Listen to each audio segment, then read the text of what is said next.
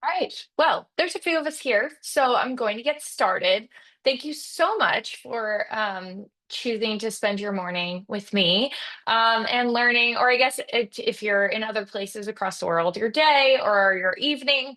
Um, I am Carley Nuzzo, and I am the Director of Graduate Admissions and Undergraduate Mentorship. And today we're going to be talking about graduate admissions and the current graduate admissions landscape.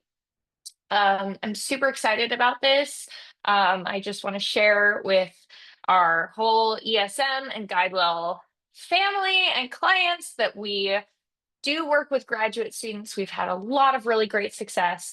And so many of our high school and undergrad students plan to attend grad school. So it's good to know what you're getting into, kind of like at ESM, where we're always like really in GuideWell in general. We are very plan oriented. And so some of you may have started working with us for college applications as early as freshman year of high school.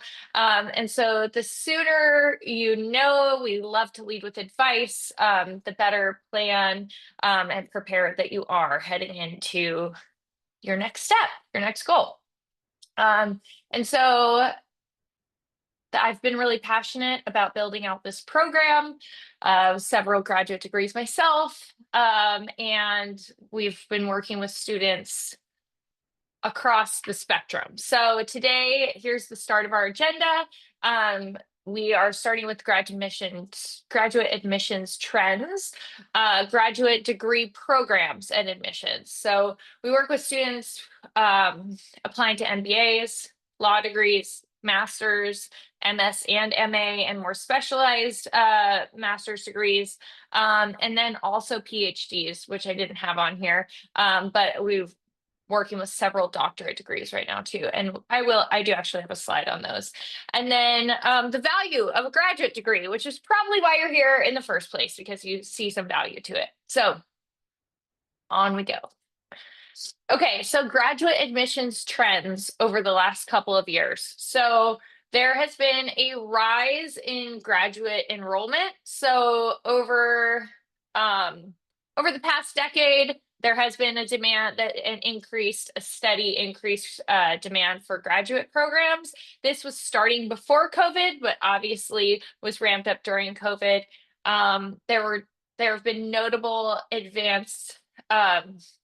increases in advanced degrees for growing fields. And so before COVID, especially, and we'll get to that next too, but there's been a lot more emphasis on specialized skills and also career changes. And so many of these degrees give students and future job seekers skills that you can't get at the undergraduate level. Okay, so I said this kind of already about COVID accelerating trends that were already occurring. A major trend that it accelerated was the impact it had on standardized tests. The GRE and the GMAT have become optional in a lot of cases, and we'll kind of talk through different cases. As you'll see throughout this webinar, graduate school is very varied because when you're going to graduate school, it's even more specialized. There are many differences between programs, what they're looking for and what their requirements are. And so we'll talk through some of those, but if you have a very specific case, I work with students on really niche programs all the time, and so we can have a conversation about that specifically. And so that being said, in a lot of cases for graduate school, these tests have become optional, and in some cases they've been eliminated. So again, if you're in the throes of the undergraduate application scene right now, you might hear that term of test blind. So some schools have become test blind for some degrees. That said, there is still a lot of value to taking these tests. If you score really well on them, it's highly beneficial for your application, especially in cases where perhaps your undergraduate GPA or academic record isn't as strong as you'd like it to be. It's again, there is that there is that overlap with the undergrad there too, as far as thinking through the strategy of it. That said, some programs still require it. So if you're going to a top MBA or law school, you're going to need and want a solid score. And our team here at Guidewell does test prep for the graduate level too. So I'll just I'll flag that for you as well. Online learning has expanded options. So COVID expanded the availability and access of a lot of higher education. This is also true for the graduate level as well. And like I briefly mentioned before, graduate school has also become a pathway to career changes. And one over, and for increasingly marketed for not just career changes, but also professionalization and industry rather than just academia focused. And so there is also this increased focus on interdisciplinary study. There are a lot of dual degree programs. There are a lot of specialized tracks. And so we'll get into this deeper, as I said, but really honing your narrative, really getting your experience to speak to why you want to apply to these specific programs is very much going to help you in the longer run. And I am planning on doing an application focused webinar after the holidays. But I'm happy to speak with anyone who has questions about the way that we focus on the personal statement, or what is often called the statement of purpose at the graduate level, is much different and less personal, more professional than at the undergraduate level. Back to the slides. So anyways, so this reflects a broader industry trends toward wanting skilled labor that is cross-functional, and that on here it says graduates capable of integrating knowledges from multiple fields, but also being able to collaborate across them on projects. Okay, so we're going to talk through some of these and go deeper into each one. But here's kind of like a broad overview. So graduate programs and admissions. Again, each one widely ranges, and we'll talk about the different tiers. But top MBA programs, top master's programs, top doctorate programs are all very competitive. Again, if you're in the throes of the college admissions landscape for undergrad, you know that this is the case, and it's still the case at the graduate level. There are significant differences, though, based on your goals, what you're looking for, whether or not it's more industry focused, academic focused, and then whether what type of industry you want to go into as well. And so there's a lot more diversity. The applicant pools are smaller, which could be good or bad, depending on how great your application is. So, and we'll get into all of that a little bit. But like I said, master's programs are probably the most varied because they are so diverse and there's so many different types of master's programs out there. MS and MA are just a few. There's a lot of different specialized master's programs, and we have experience in all of them. But again, if you have questions about a very specific master's program, feel free to reach out. And then doctorate programs, PhD, PsyD. Again, it's focused on, it's more about what the students' goals are going forward. And while I do have some students that perhaps apply to both PhDs and PsyDs, we have to hone what the tie is through each of those to make a case for why they're applying to both. Okay, so the MBA is one of our most popular here at ESM. And so I've been working on a lot of these this application season. So we'll talk through the application requirements, different program tiers, and then some of these more specialized different programs. So MBA applications seems very straightforward. The big three that they're going to be looking at would be your academic record, professional experience and involvement, and goals and fit. And so the thing about MBA applications is that for the most part, and we'll get to the exceptions in a little bit, but for the most part, you will want or need professional experience between undergrad and applying to your MBA to have a strong application for most MBA programs. And your strong application would include essays, letters of recommendations, interviews, test scores in some cases. So, like I said, the top schools still want test scores. Some of the other programs leave it optional. That being said, there is one big difference that has occurred in the last couple of years, and that is that most of these programs do accept the GRE rather than just the GMAT. And so for many students, the GRE is a better option. And so I do have students at least try both and see now. Interviews, test scores, and resume.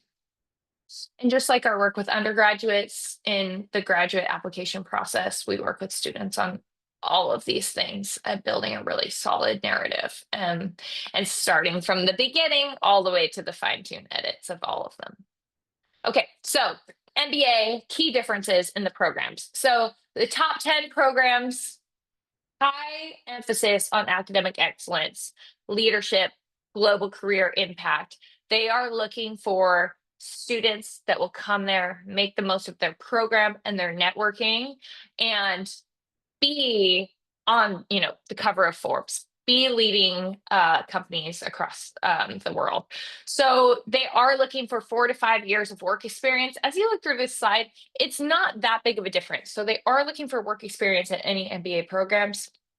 Again, we'll get to the exceptions next, but they want work in competitive fields. So they want students to be working in finance, consulting, other competitive fields, and perhaps even in managerial positions. They're also looking for high achieving individuals with a history of impact and a clear trajectory towards leadership roles. So students need to have a very clear vision of what it is that they've done, what it is that they want to do, and how this program specifically fits into that. My most successful students we've really clearly delineated that path for admissions. Top 20 to 30, still incredibly great programs. So I guess if we're gonna name some examples, top 10, be Harvard, Columbia, Wharton, GSB. Top 20 to 30 is still like UCLA, USC, really, really great, strong programs. Again, these programs, strong emphasis on academic and professional performance, still looking for 3 to 5 years of experience. This can be in broader fields. This can also be in more specialized fields. In addition to this leadership potential, they're also looking for alignment and fit with their program and its culture. Some of these programs have more specific emphases, and so they're looking for students that fit within that and will thrive within that. The top 30 to 50, again, still looking for some solid professional experience and fit with the program. These are looking for diverse industries are actually great. I think it brings a lot to the classroom, different perspectives. This is where they like seeing career changes. They're looking for candidates with regional impact and that will be leaders within their areas. And they have, again, for all of these top programs, they're going to want you to have a vision for your career progression. Okay, so those special programs that I kept alluding to. So if you are an undergrad right now and you're thinking about business school, the deferred admissions MBAs are probably something that you're thinking about. And so deferred admissions MBAs, they include the Harvard 2+2, GSB deferred enrollment, all of it you can read. And so what happens here is, again, there is some variety between how these work, whether or not students work before or in between studies. But the point is that students apply as an undergrad. and they benefit from the program, its networking, its resources prior to going out into the workforce. And so this is a good fit for students that have excelled in undergraduate studies, have very strong academic portfolios, and also have gained good, solid professional experience and can create that vision for what they want to do very clearly as undergraduates. Other special programs, again, like I said, just in graduate trends in general, but also at the MBA, there are a lot of dual degree programs or programs with specialized tracks. And so if you have a very specific goal, which is great for your narrative, but it might also be great because there might be programs that are very specific to your interests that not only will serve you very well for your goals, but also would be even more clear to those schools that you're a really good fit. And so, for example, you might have a dual degree program between life sciences, an MS in the life sciences, and an MBA. Or you might have a track, like a biotechnology track or something like that. And so there are these different specializations. And so if, again, you have a very clear idea of what it is that you want to do and your narrative fits that, that could be a really, really great fit for you. And then executive MBA programs are more flexible, but these are meant for people who have been out of school for much longer, have a lot of professional experience, and are in executive roles. So usually schools want 7 to 8 to 10 years of professional experience, and they want 3 to 5 to 7 years of managerial experience for those programs. Okay, on to law school. This is another popular program for our ESM students. It's also very popular for our undergraduate students or our high school students that are going into undergrad to want to go in as pre-law. So we definitely want to talk about this today as well. And there are some special things about law applications. So law applications focus on academic record, which for law programs, we're definitely also including testing here. So strong academic performance as an undergrad, but also strong test scores, professional experience and involvement. Again, we do want the students to have a really strong ability to demonstrate that they want to go in this field and know what they're getting into.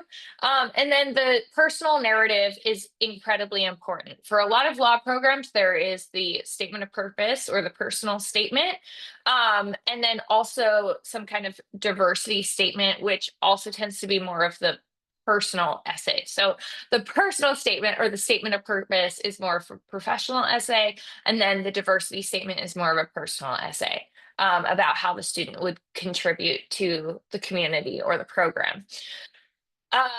Letters of recommendation, went over the test scores a little bit already, and students' resumes.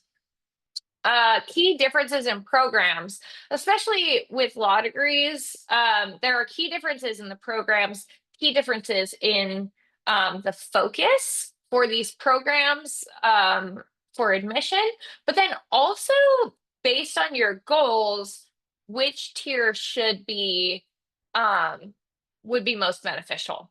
So top 14, T14, highly selective, typically admitting students with incredibly high GPAs and incredibly high LSAT scores. To differentiate yourself, again, mirroring the undergrad level, there's a lot of people with those top scores. So just to get looked at, you have to hit that threshold. And then to differentiate yourself as an applicant, you need to have strong essays, strong letters, and really solid experience. They're looking for candidates, again, just like the MBA, with impressive leadership qualities and a clear commitment to the law. Um, High rates of placement at prestigious law firms, federal clerkships, competitive positions. Um, these schools have national recognition, meaning graduates can get a job anywhere. Top 20 to 50, still very selective, still want strong GPAs and LSAT scores. Again, those narratives need to include work experience, community service, some kind of specialized background to differentiate candidates at this level. Really good placement, still job-wise, regional law firms, mid-sized firms, judicial clerkships, public service jobs. But also some of these, while they have really strong regional influence, which should be part of the decision-making process for students applying to schools, a lot of these schools have really great national reputations and also have national placement. When we get down into tier 2, that's where we're thinking more regionally. So I got ahead of myself, but you still need strong GPAs, strong LSAT scores, but it's a little bit less than above. So essays want to portray strong professional backgrounds, unique experiences that could provide different perspectives or your why you want to do this and why you'll be successful, and demonstrated interest, again, in these specialized areas. A lot of these programs might also have a specialized focus that makes students more or less competitive based on their fit. And graduates tend to secure roles within the region of the school. So this should be an important factor for deciding where you want to apply as well. And up next is master's programs. And so master's programs, again, very so many master's programs across the country, and most of them are very specialized. So I work with students on everything from Chinese foreign policy to software engineering. There's a big diversity of programs. And so, but for the most part, these applications, as far as application requirements, look relatively similar. So they're looking at your academic record, they're looking at your relevant professional or research experience, depending on what type of program you're applying for. And so you want to have like community involvement as an undergrad, but getting this is going to be even more important. So securing internships, securing positions over the summer, and really being able to decide, okay, I'm looking for a more academia focused graduate degree program. If you're applying PhD, we want research experience. If you're applying to a very professionalized degree, we want you to have some job experience here. So that's going to be really important. And you also need a very strong personal narrative, again, explaining what you've done, what you want to do, and how this program gets you there, and why you're a fit for their program. Program specifics. Again, GRE for the most part, whether or not it's required or beneficial for your application. Language proficiency tests. So this is true if you did not attend previous school in English, but this is also true if you're applying for a master's degree. Like I mentioned, one of my students getting the master's in Chinese foreign policy, she had to take a language proficiency test in Mandarin. So these are all kind of more specific. Again, portfolio, more specific to arts programs, MFAs. Interviews, across the board, interviews look different, but the preparation for them is relatively similar. Personal statement and diversity statement. Some programs require that diversity statement still, others don't. Some want a personal statement and a statement of purpose, which is more of that professional one, and others just want the statement of purpose. And then community involvement and different projects that you've worked on. Again, so if you're looking at this and you're like, oh, I don't have research experience, but do you have a capstone project? What have you done? So if you have questions about that, again, just let me know. Um, okay, so the graduate degree value. Most of you probably already know this part because you're here. And so um, we'll just go over this briefly. So increased earning potential and job security. There is a job market demand for skills and specialized knowledge. If you look at my bio on the website, you know that I got a PhD in international relations and foreign policy. And so I could get really into the weeds about the economics of this and the competitive advantage as a in a skilled labor country, but we don't need to get it. You didn't come here for that. So there is job market demand for skills and specialized knowledge, and getting a graduate degree increases your earning potential and your job security. Unemployment is significantly lower for individuals with graduate degrees, and the median income is significantly higher. A lot of my students are also looking for a greater network and access to further opportunities, a more solid foundation heading into the workforce, and increasingly valuable positions in emerging fields such as tech, but also some of the other professions that we've talked about today. Um, these skills and employees' ability to even apply for these positions are only taught at the graduate level. And so this has increased demand for graduate degrees, but it's also increased the value of them. Um, okay, so like I've said a couple of times, this was a broad overview of the graduate admissions process. There are so many different graduate degree programs, and I really love digging into all of them with my students. Um, and so if you have specific questions about degrees that you are interested in, please reach out to me. There are some master's programs and even doctorate programs and MBA. There are programs that are still accepting applications through the a lot in January, February, and even in through the spring. So if you're looking to apply for this application cycle, it's not too late. But I'm also beginning to work with students that are hoping to apply for that fall application season, 2025 fall application season. And so because it's so specialized here at ESM, we do take the time to have a really solid, high quality service. So if you're interested in fall 2025, I would also reach out and we could have a talk. But I'd just love to talk to you about any of your goals. Fall, if you're looking for a competitive MBA or law degree programs, that first round of applications is early. And if you've worked with ESM, you know that the process starts a little bit early to have really strong applications as well. So all that to say, please reach out to me if you have any questions, or if you have any interest, or if you're wondering what type of programs are a good fit for you. I'm happy to just have a conversation. And I will have another webinar on the specifics of the application. So talking through what a graduate level statement of purpose looks like and the resume and all of that good stuff. But if you want that information sooner, again, feel free to reach out to me. And I just appreciate all of you being here. And if anyone has any questions, any of the attendees have any questions, let me know. If not, I hope that you have a wonderful day.